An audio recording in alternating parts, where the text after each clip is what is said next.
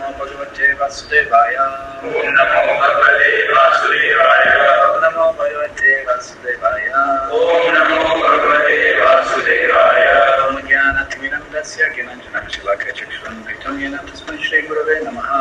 Shri Chaitanya Mano Vishtam Savitam Yena Bhutala Svanrupakararamayam Dadati Svapatanti Kam Vandeham Shigro Shripada Kamalam Shigron Vaishnavam Shashirupam Sagrajatam Sagana Raghunatam Vitam Tam Sajivam Sadvaitam Savadhutam Parijana Sahitam Shri Krishna Chaitanya Devam Shri Radha Krishna Param Sagana Lalita Shri Vishakam Vitamsha Hey Krishna Karuna Sindhu Dinabam Vijagatake Gopasha Gopika Kanta Radha Kanta Namastute Tapta Kanchana Gorangira De Vrindavaneshwari Vishabhanu Sute Devi Pranamami Hari Priya Panchakalpataru Vyascha Kripa Sindhu Vyaya Ucha Patitanam Pavanebhi Vaishnavevi Namo Namaham Jai Shri Krishna Chaitanya Prabhu Nityananda Shri Advaita Gadadhar Shri Sari Gaura Bhakta Vrinda Hare Krishna Krishna Krishna Hare Hare Hare Rama Rama Rama Hare Hare.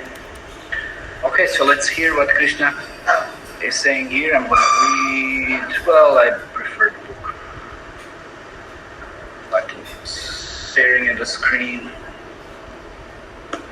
Staring at the screen.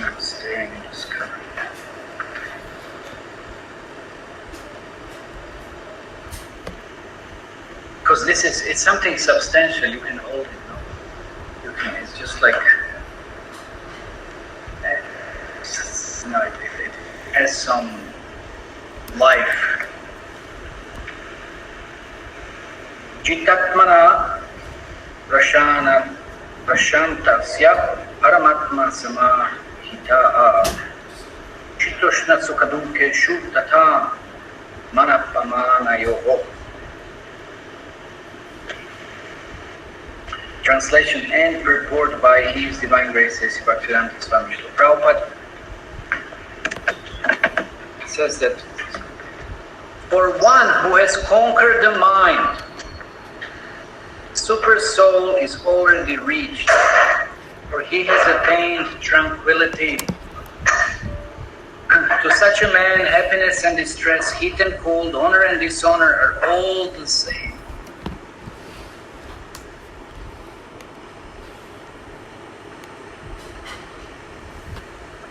Again, listen, this is just amazing. You see, throughout Bhagavad Gita, Krishna is talking about equanimity, tranquility, non-duality. These are all synonymous.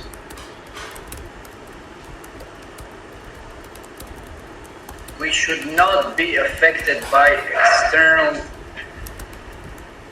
circumstances. Or we should at least not allow ourselves to a major degree to be affected by external circumstances. At least to the point not allow it to affect our Krishna consciousness or Krishna conscious practice.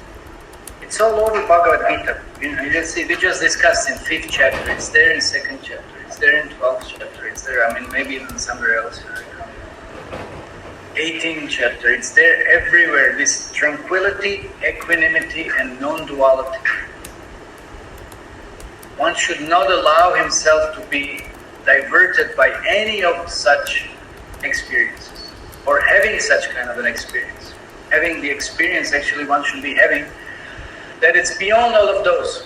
That it's when one is steady in Krishna consciousness. So then steadiness is another term, or better we would even say principle of very progressive, steady, solid spiritual life.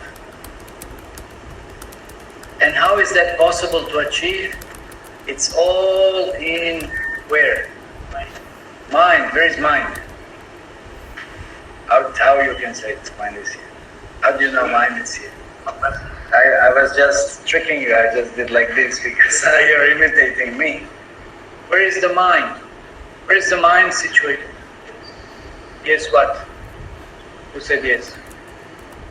I think that question I've heard so many times. So don't think about it. You should ask the right source, or you should find out from the right source. Where is the mind? Where is the mind situated? Here.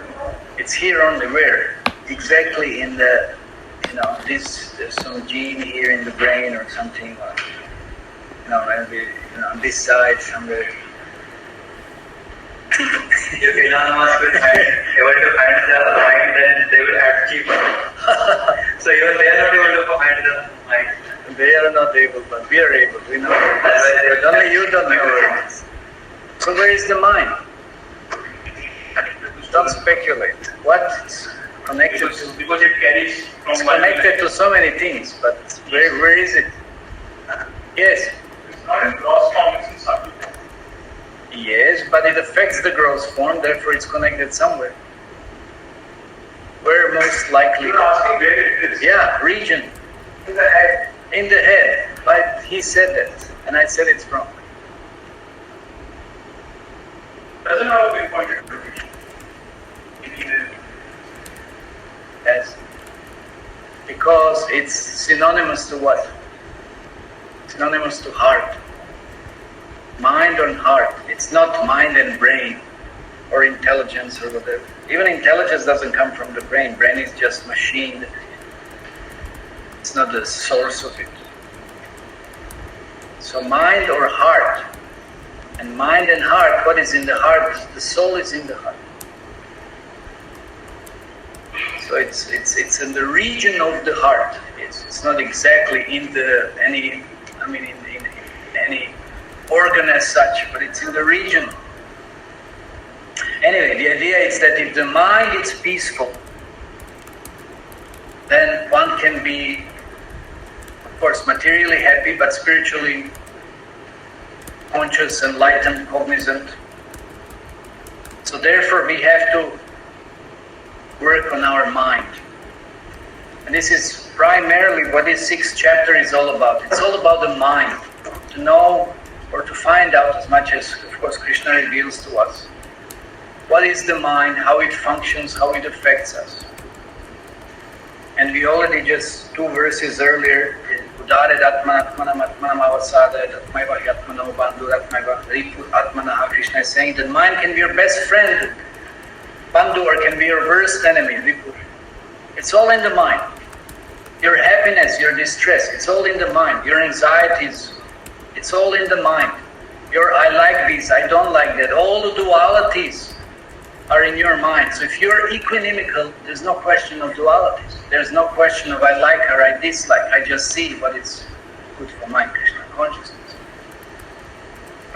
And I value that, and I relate to that. I identify with that.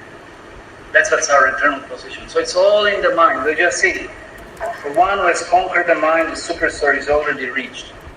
So if you worked out your mind, if you purified your mind, you can reach the super soul. Why? Because then mind becomes a transparent medium. But if it's filled with all kinds of dualities, likings and dislikings and whatever it might be, it's going to digress you from Krishna. It's going to digress you from super soul. What is the analogy that Patanjali has given? I have stated this earlier. What is the analogy? What the mind is? What kind of analogy he gives? Well, I give many analogies, but at least the one I've stated, it's quite clearly explaining the element of mind. Anyone? What is the analogy? Yes. I'm speculating. Mind is like monkey. No. Mind is like that, but what the analogy he gives, especially in relationship to realize the super soul.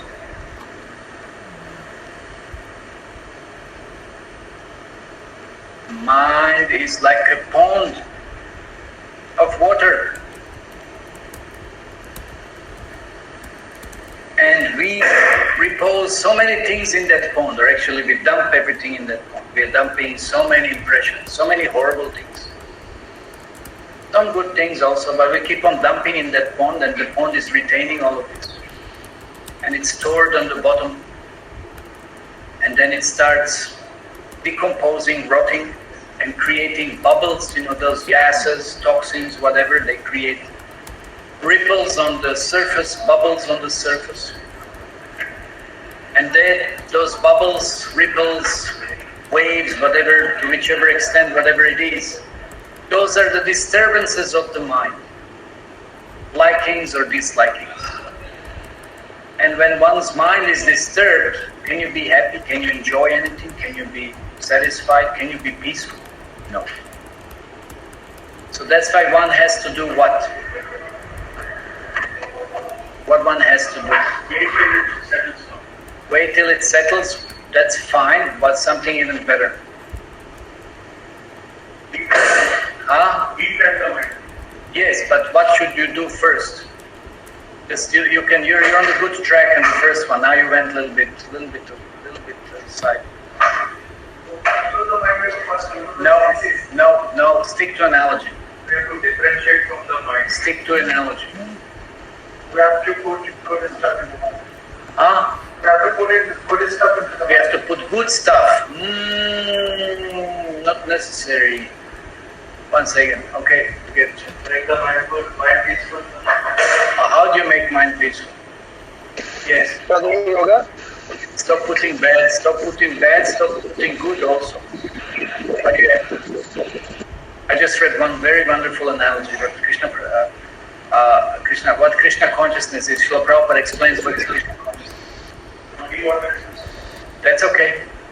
I'll come back to that.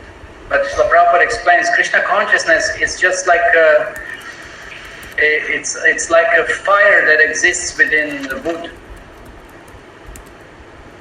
And by rubbing it, using it like a match, you bring up that fire. So what is the match that we are using? What is that rubbing process? It's the chanting. The chanting. So you're just bringing it forward. So it's nothing about external, bringing this, bringing that. It's about applying the process. And what is the process? When it is saying mantra, trayate, to deliver the mind, to liberate the mind, to protect, to purify the mind. What's the process of purification? It's the chanting. That's why mantra, right? So then what do we have to do with the mind? How do we purify the mind? We have to clean all that garbage. It's all garbage that had settled, or it's still maybe floating. Sometimes in the ponds you see plastic floating, papers floating, I don't know, so many things floating also. Dirty things. Because there's so many bubbles that they hold upon so much garbage on the top as well, not just on the bottom. Like in New York Harbor, for decades they have been dumping waste into the ocean. Can you imagine, 20 million people, every day, we have experience in the center, right? Every day you get a bag of garbage. Every man. Every day a bag of garbage. And just imagine 20 million people every day times a bag at least of garbage. Whatever waste. And you're dumping that into the ocean. So like for 30 kilometers the boats would go out with garbage and dump it all into the ocean. And there's a mountain of garbage. There's a mountain of garbage. And then what they found out, that because of the currents, ocean currents, that mountain of garbage where all the diseases are festering, it's moving towards them, towards the city. And by the year, now within next 20 years about, it's going to reach the harbor of New York. Now what to do? Well, I don't know what they're going to do, but hopefully I won't have to go there. Maybe if I have to.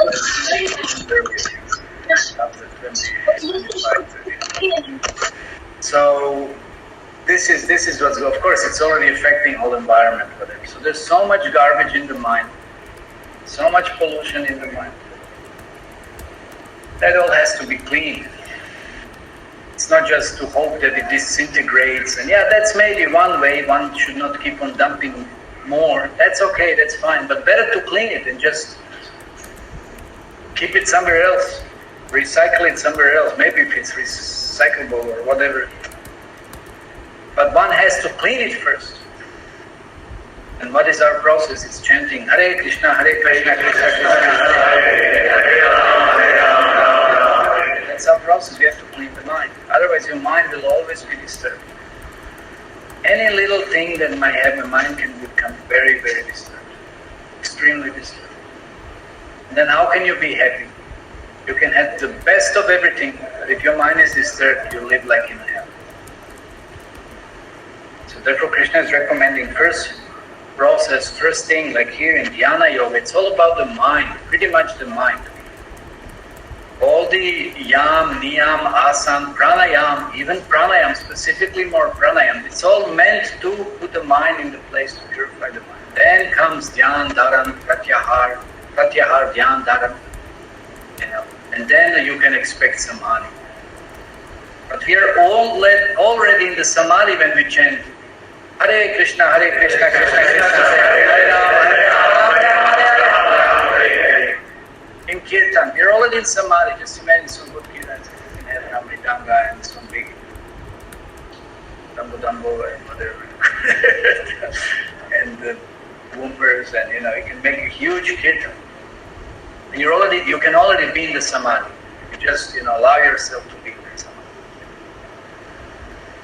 You allow yourself to be carried away by that atmosphere and sound vibration. You're already in samadhi. You don't have to meditate for 60,000 years to connect to super soul. Here it said super. When mind is, one has conquered the mind, super soul is already reached. So that's the way to conquer the mind. And I'll tell you one secret now. It's a big secret. I will reveal the most Uyatamam Te Mam Arjuna, or how Krishna is saying, we are something that's very confidential knowledge. That Krishna is revealing in Bhagavad Gita, but even after Gita I will reveal something more confidential. They're recording secret. I don't disclose secrets when things are recorded. Many years. Okay, what is the secret? What focuses the mind the most? What is of course we said Maha Mantra, but before, what does Maha Mantra mean? What does Maha Mantra mean? Okay, let's ask this question. What does Maha Mantra mean? What's the purpose of Maha Mantra? What's the ultimate goal of Maha Mantra? Why do we chant Maha Mantra? To get liberation? To purify our heart and body. Yes. Sita, okay, close. What else? Clean mind and heart. Well, no. Why we chant Hare Krishna Maha Mantra? What's the primary reason for chanting Hare Krishna? Yes, to do service, that's okay, but Connect with purest form of energy, because Krishna is all about purity, and in meditation this is like we do meditation, but we are not pure, and Krishna is pure. And when we connect meditation with Krishna, then we feel that different types of energy, we feel positive. Because in meditation also... that's fine, but give me in essence, give me one word. Yes. That is true, but what's the purpose of that? When we identify true self, then what do we get? What are we really looking for when we identify with true self? What are we by our nature? That's the point. That's the point. We are Satchit Ananda. Ananda. We are looking for Ananda. Any other process can get you maybe Sat. Maybe it can get you Chit also. But Ananda is only in relationship to Krishna. So what does it mean, that relationship? It means love. It means love. I'm not talking about Bollywood nonsense or something. That's all. Anyway, I won't use some stronger words now. That's not a brahmachari class today, but I may tend to, so I will restrict myself. I'm holding on to share. So, there's a, anyway, see, my mind is really, and I'm getting that side, but that love,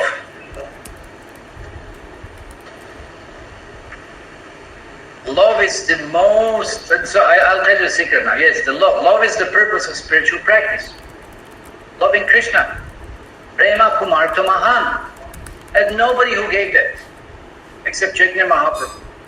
Prema Kumar to Mahan. It's Dharma, Artha, Kama, Moksha, Purusharthas, goals of life. Chaitanya Mahaprabhu gave something greater, something higher than that. What is that? That is love of Krishna. By chanting we get love of Krishna. By chanting we get love of Krishna. That's what we get. So then what is the secret I want to tell today? The secret is, listen now very carefully, that the best way to control the mind, there's nothing that can control the mind more than lust. Correct? Because when one is lusting, mind is fully focused. Correct? Right. Correct. Yes. But I'll tell you another secret greater than this secret. And that's the final one. Actually, the greatest controlling potency, it's not lust. That's a perverted one. It is actually what we started to discuss with, just now, it's love of Krishna. Nothing fixes mind more than love of Krishna. Or let's say even love, let's say even to some extent, let's bring it to the material sphere, what we consider love. Well, there is some love, we won't say there is no. We can't say it's just all pure lust. There is some love also. Love for children, love for friends, some love is there. Some love is there. Do you have that experience? When you love your fish, puppy, I don't know, whatever. Parrot, something. Then you will do everything for that living entity, right? If you really love, let's say you have a good friend or something, you're really going to sacrifice yourself, love. And that's going to fix your mind like anything. There's no greater force than love. No. There's no greater force than that.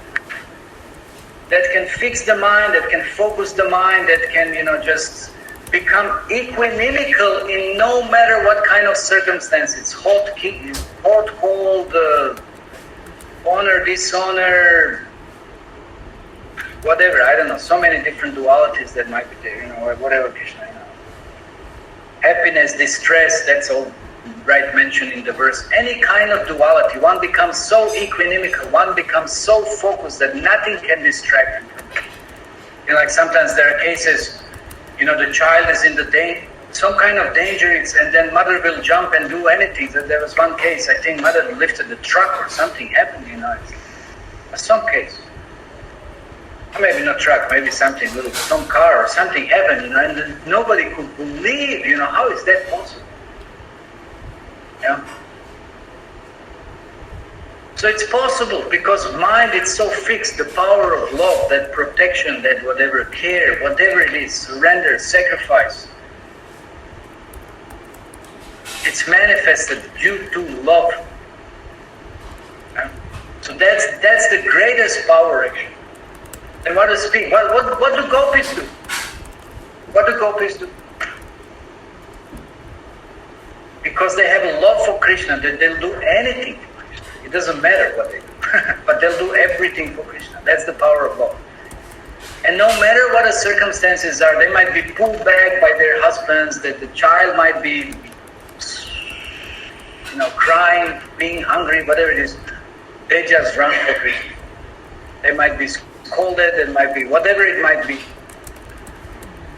They just go. There's no more greater power than power of love in Krishna. And nothing that focuses mind more than that love. So that's what we all want. Or should want. Actually we do want, but we don't know that that's what we want. Then we are looking for some kind of perverted reflection of that love, which again we say it's lust. Like this morning I discussed with one boy anyway. It's all about lust. Yeah. So then we are so attracted by lust, and now our mind is just focused on lust. But no, it should be love. That's even greater force. That's far more, incomparably more satisfying. experience or emotion. So that's the secret. There's no more powerful force that can fix the mind than love. So we want to fix the mind. Isn't that what the whole yoga process is about? Isn't this what Krishna is saying to Arjuna? Fix your mind. So you can meditate, you can get in touch with Super Soul. One who reaches has conquered the mind. Super Soul is already reached. You can reach to Krishna. So that's what it is. Rising beyond all kinds of dualities. It's possible by love. So even though we might say, oh, I still didn't clean all the garbage that is down there in the pond, just to complete the analogy. But if we apply that principle of love, that's what's going to purify it. We say that Maha Mantra is just like fire, it burns all the sins into ashes, right? Everything's going to become burned, it's going to become clean, it's going to be dissolved. We don't have to worry about that if you apply the process of chanting. And then once we clean that pond by that power of love of Krishna, then the pure pond will reveal the surface, of course, will be transparent, and it will reveal what is there at the bottom. What is there at the bottom? It's our soul and it's the super soul. That is going to become accessible. That is going to become visible. So mind has to be clean, and therefore it is clean from all these attachments, from all these different kinds of distractions of liking and disliking, attachments. That's what the whole purpose of any yoga process is, to put mind in such kind of loving state towards Krishna. That's the ultimate purpose. Because again, there is no, remember this, if nothing else from this class, remember this point. There's nothing more powerful that focuses the mind than the love. And we know when somebody is in, anyone ever been in love? Underquote, love, underquote. Anyone? Raise your hand. Who has not been? Yes. Make it easier. So what is the state at that point? What is one state at that point? Complete fixation on the object of love. Complete fixation. Sleeping is not important, eating is not important, exams are not important. I don't know what else, and nothing else is important. Complete fixation. But we want love of Krishna. We can't even imagine what fixation that is. Yes, we get glimpses, we hear about it from the example of God. So we want to achieve that state of mind. And that mind is our friend. That kind of mind is our friend. And that kind of mind, it's connecting us. It's not distracting us. It's connecting us practically to Krishna, to Super Soul. And then one is already liberated, one has achieved the tranquility. So any material happiness, this really doesn't matter. Because one is on the level of transcendence practically. Okay, let's hear what Srila Prabhupada has to say. He says, actually every living entity is intended to abide by the dictation of the Supreme Personality of Godhead, who is seated in everyone's heart as Paramatma. Yeah. So we are intended to follow Paramatma, but we don't follow Paramatma. Krishna is trying to guide us, but we don't want to listen to him. Krishna is giving us instruction, do like this, do like that, avoid these, go for that. We're not listening to Krishna, we're not hearing. How many of you are hearing Krishna? How many of you have followed any instructions? First of all, have you heard Krishna talking to you? No? You heard Krishna saying something? What, he said don't overeat or something? No. Guru represents. Guru represents. That's not what I'm talking about. We're not talking about Guru represents. We're talking about, that's external. I'm talking about real internal experience. Huh? No? Yes.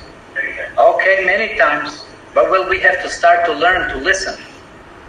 You don't hear the voice, something tells you, no, don't go there, don't do this. and then the mind covers it up, says, no, don't worry about it, who cares. Mostly the first voice is pretty much the Paramatma speaking to us, but we are so foolish we ignore it. Then most often Krishna won't again speak to us because we are ignoring it. What is the point? Yeah? But we have to learn hearing Krishna. That's what means spiritual life. So that's what Srila Prabhupada is saying. Living entity is intended to abide. Prabhupada said, I never did anything in my life that was not guided by Krishna. It's always guided by Paramatma. That's why Srila Prabhupada is who Srila Prabhupada is. And that's why he did what he did. But nobody else can. If you want to do something, follow Paramatma. You want to do something substantial, beneficial for the whole world, follow Paramatma.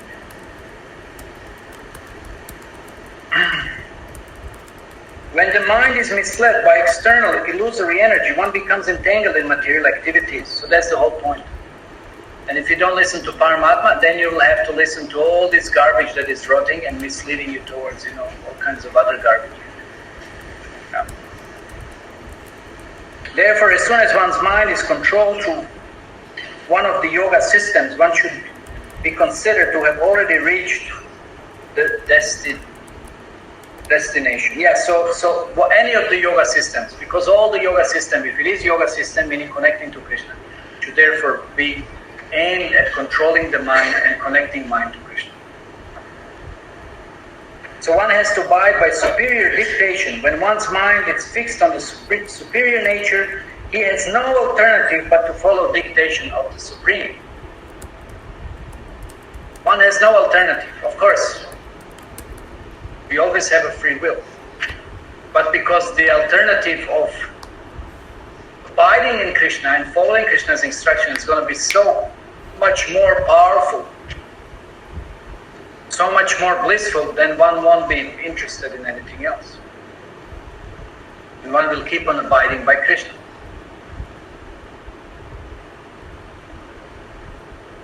The mind must submit some superior dictation and follow it. That's what the purpose of yoga is, to give the mind some superior guidance. The effect of controlling mind is that one automatically follows the dictation of Paramatma or Super Soul, because this transcendental position is at once achieved by one who is in Krishna consciousness. The devotee of the Lord is unaffected by the dualities of material existence, namely distress and happiness, cold and heat, and etc. This state is practical samadhi or absorption in the Supreme. So it's a practical samadhi. It's not easy. It is a process. But we see it has an effect. When we start to be absorbed, let's say you're in very good kirtan. Kirtan is always the best example. Our own personal chanting might not be as effective. But kirtan is the best. You don't care whether it's hot, whether you're sweating, whether it's you're hungry or whatever. One just completely forgets everything else. Just becomes carried away by that transcendental sound vibration. That is the samadhi. That is the samadhi. And practically one transcends, even to some extent, sometimes the pains of the body. Of course, there is a limitation.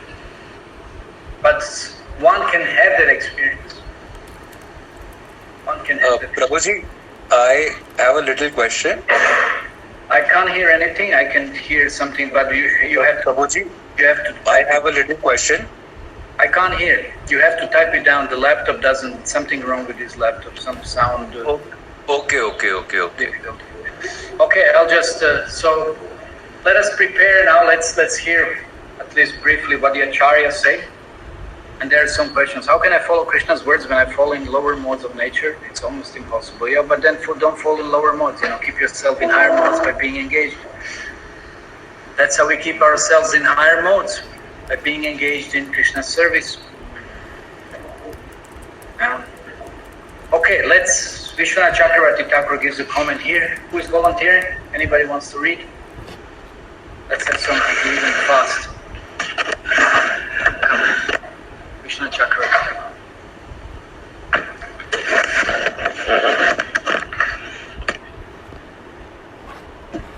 Shri Vishwanatha Chakravarti.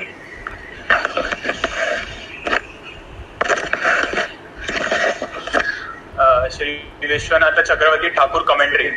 Three verses show the qualities of the person who has attained steady meditation. Yoga Rudra, the yogi who has controlled mind. Jita Mana, who is devoid of attachment to objects. Parastasya has his soul, Atma, completely Param, situated in Samadhi, Samahita, in all conditions of duality, heat and cold, happiness and distress, respect and disrespect. Should I read next? No. Next one, who's going to read?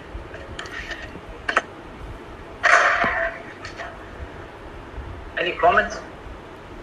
Did you understand what he said? That's the point of reading. Actually, I was more focused on giving proper pronunciation than having my point. Nah, see, there's no love. There's no love. Now you're exposed.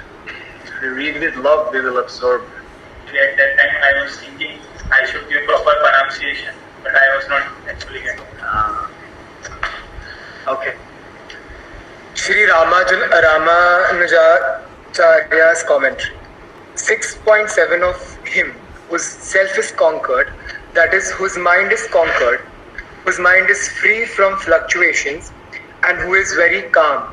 The great self becomes well secured, that is, exceedingly well secured in connection with heat and cold, pleasure and pain, and honor and dishonor. Here, the individual self, Pratyagatman, is called the great self, Paramatman, as the context justifies this only. It can also be called great because it is at a higher stage relatively to previous successive stages. Or the word may be constructed as follows. The self is secured greatly. Atma Parma Samhitaha. In any case, it should not be taken as a supreme being. What's the point? The one whose mind is conquered doesn't dwell in the fluctuations like dualities like hot and cold, honor, dishonor. And his mind Conquered is by always what? steady. Conquered by what? Himself is conquered by what? Yeah. Devotion. What he says.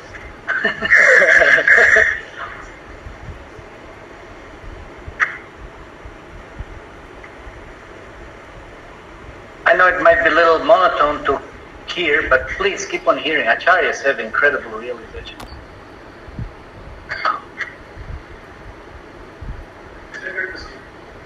Mind is Anyway, I have written a question to Next one. Prabhuji. Gaurav. Can someone put? Okay, who's going to read the next?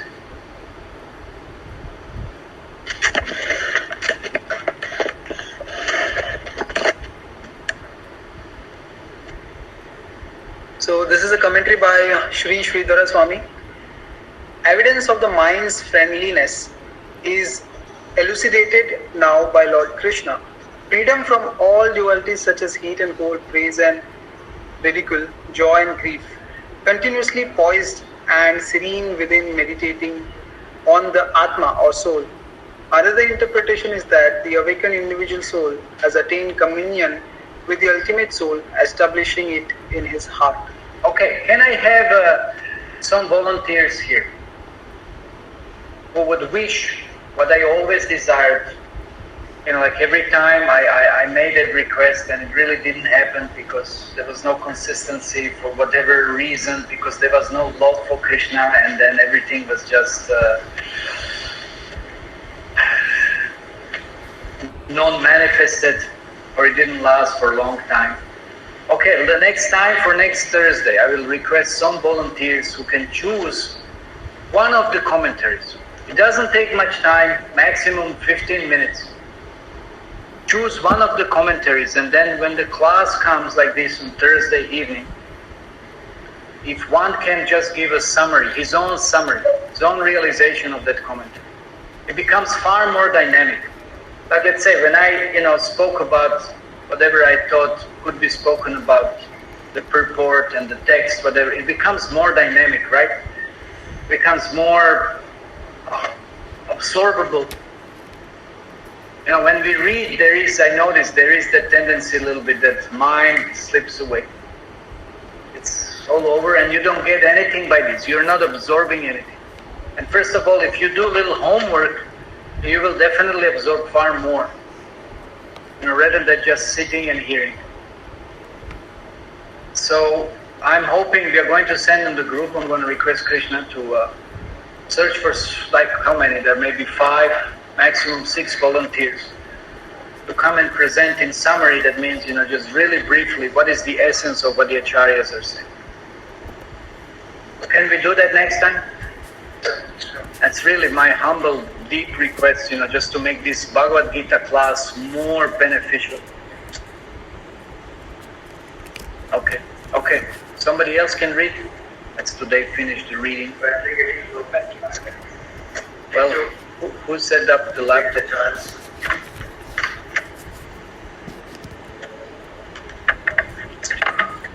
There, don't wait for it.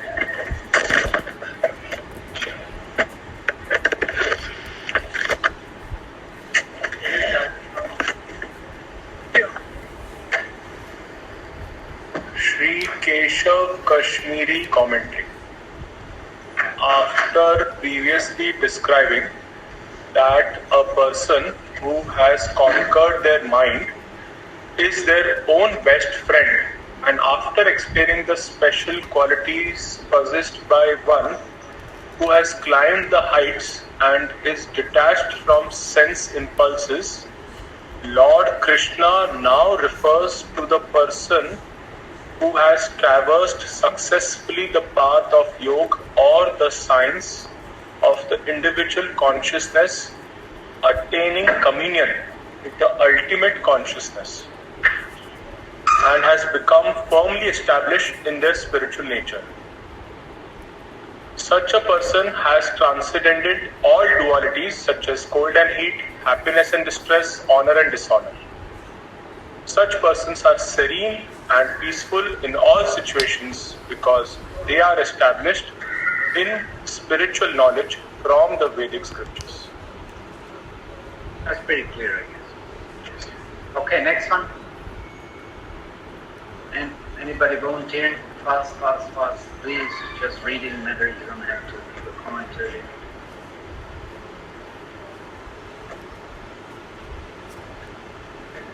Kill Pranam.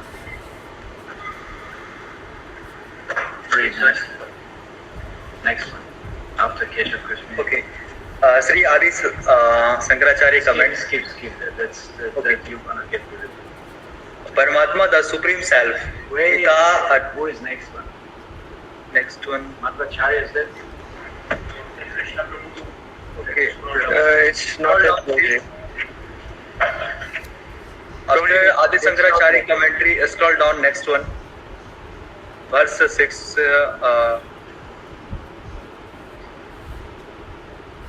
We have it. Anybody has on mobile? So who comes next? So there, Madhvacharya has not commented. There is some Sri. It's called Kaula Tantra Sampradaya. Now we have that, you know. Now we have translation of Bhagavad Gita 6.7. Surrender unto me. Sri. I don't have it on phone. If you don't have on the phone, then it's not there either. There's no surrender unto me? No? Yeah, next one is that Sri Eshi Bhakti Vedanta Swami Prabhupada commentary. Huh? It's not there, bro. It's not there. Okay, so we are done. We are done for today. Any questions? Any questions about the mind? Okay, yes, please. Most of the time, lust and love seems to be very much similar. It's not. How can it be similar? Lust, it's selfish. Love, it's selfless. How can it be similar? That should be very clear distinction there. If I'm just concerned about myself, it's lust. If I'm really, absolutely disregarding any of my needs or whatever it might be, that's love. That's why we need little intelligence to learn, because that's the function of intelligence, discrimination. To be able to distinguish something. No? That's okay. How should we love Krishna? How should we love Krishna? Because we are supposed to love Krishna. By serving Krishna. Service develops. Coming to the platform of duty. By platform of duty, the love develops. Because definitely there's a natural appreciation for that kind of beautiful sacrifice. It's a process. That's why Krishna is stressing, do your duty, do your duty, do your duty. Did you do your duty today? Do your duty, do your duty. That's it. Through duty, you will develop love. When we hear this love, we compare it with our material concerns, and it would be artificially exhibited. What we have heard. You're speculating. I said, do your duty. There's not going to be any speculation. Natural love will be there. Will be fully, becomes not necessarily fully, but to whichever extent leading to that full surrender, will become fully surrendered. That's by the platform of duty. Okay, then we'll stop a little earlier today, so please, try to fix your mind by chanting. Can love change the shape of pattern? Which pattern? Can appreciation and love, gratitude can change the shape of matter? There's a scientist. Yes. It can. Love can change the shape of the universe. Everything. And wait, we'll discuss after class. It's time to wind up. Prabhuji, there are a few questions in the chat box. Well, I don't see any. No, but there is no question. It's just no questions in chat box. My question. Where is my question? Okay, that may be above. Okay. I feel very happy with Maha Mantra chanting, and it has also reduced some of my emotional pains. However, I go to gym and work out for 2 hours every day, and I'm very happy. So can we do it instead of physical yoga? What's your opinion? Well, physical yoga also. You ever heard of endorphins? Endorphins are certain hormones which are released when you sweat out and makes you feel good. But that makes you feel good is nothing in comparison to taste the love of Krishna. Yeah. So it's just really temporary material, good feeling. So definitely it can't replace the chanting of Krishna. Chanting for 2 hours of Hare Krishna Maha Mantra. It's in no way equivalent experience. That's in brief. Okay, anything else? Is there any other? How to practically understand that one has got love for Krishna? Well, full surrender, symptoms, fully doing seva from morning till evening, being engaged in devotional service, trying to please Krishna in some way. That's how one can understand whether one has love for Krishna or not, or one has just love for himself and seeing how do I benefit from even somehow being in touch with Krishna consciousness. How do I benefit materially? To clean mind, okay, there are no other questions. I guess so far I can see. Okay, so thank you all very much for your attentive hearing. You all have been purified and blessed just by hearing the Acharya's commentaries and their realizations, even though you might not realize it right now. So wait a second. Control your mind, that's part of the class. So Srila Prabhupada ki jai, Bhagavad Gita ki jai, Gaur Premanande, Hari Hari.